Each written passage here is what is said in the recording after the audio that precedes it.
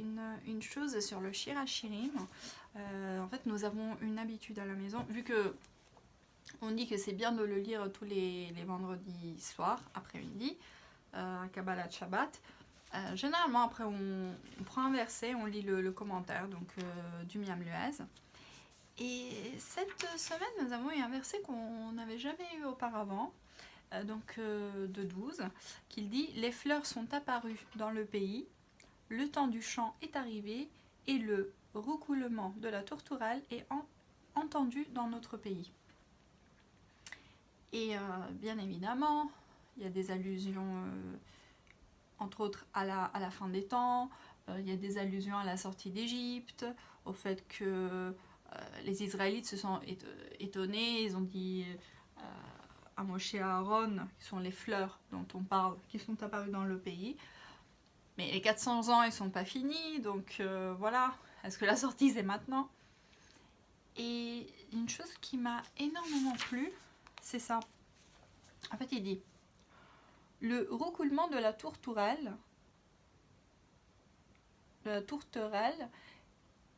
la délivrance commencera en terre d'Israël, ainsi qu'il est écrit, et un délivreur viendra à Sion. Ça, c'est le prophète Yeshayahu, Isaïe. Le mot Hator, tourterelle, symbolise la Torah. Mais lors de la délivrance finale, l'étude de la Torah sera recherchée. Le peuple juif viendra la trouver en Terre Sainte, accompagné de nombreux membres d'autres nations. Il est marqué « Voici, vous appellerez une nation que vous ne connaissez pas, et une nation qui ne vous connaît pas courra à vous. » Mais il dit que la délivrance ne se fera pas en une seule étape. Ça ne sera pas voilà, du jour au lendemain. En fait, il dit que le mot Nitsanim, fleur, est proche du mot Netz, le lever du soleil. Et l'expression Anitsanim Niru Baaretz, les fleurs sont apparues sur la terre, peut également se traduire par le lever du soleil est apparu sur la terre. Et elle évoque la délivrance future comparée à la lumière du matin par nos sages. Alors ta lumière apparaîtra comme le matin, toujours Ishayahu en 58. La délivrance n'arrivera pas en une seule fois, elle se produira progressivement, par étapes. Au début, on l'apercevra comme une légère trace dans l'obscurité, une première lueur matinale, vous avez les oiseaux qui commencent à chanter. Par la suite, son effet s'accroîtra jusqu'à ce que la délivrance soit complète. De même, les premières lueurs de l'aube aboutissent à l'éclat du jour.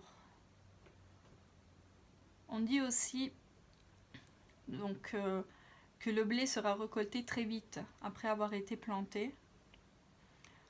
Ensuite, les fleurs apparaîtront sur la terre, puis viendra l'époque du l'élagage, le zamir. À l'époque du prophète Yuel, là il nous parle de l'intervalle qu'il y avait à l'époque entre la plantaison du blé et la récolte.